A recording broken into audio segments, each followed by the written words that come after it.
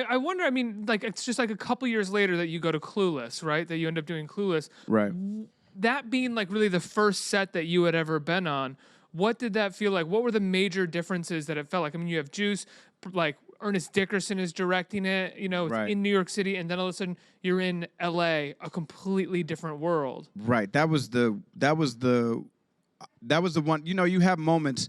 Everyone has moments like this where at some point in your life you're like, either you're like, I can't believe I'm doing this, or you're like, holy cow, I can't believe I'm doing this. You know what I mean? Yeah. And that was those moments where I couldn't, like, I remember looking up at the lights on stage and being like, wow, there are lights above me, and I'm actually doing what I said I wanted to do When you were on Clueless. when I was on Clueless. Yeah. And, you know, I also remember thinking this movie will never come out.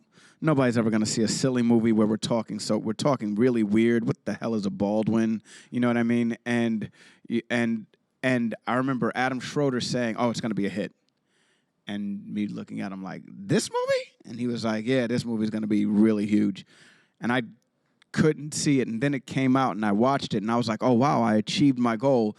As far as being in, you know, I grew up on The Breakfast Club, and I grew up on 16 Candles and all of these movies. And now finally I'm in the movie. And in all those movies, you never see the black character. The black character's in the back, or the black character's the real angry one. Is not there. Right, or it doesn't exist in these, you know, in these movies.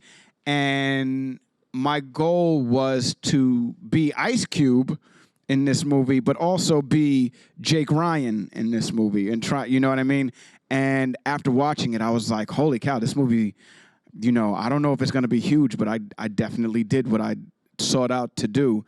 And, you know, 25 years later, here we are, and, you know, people, it still resonates.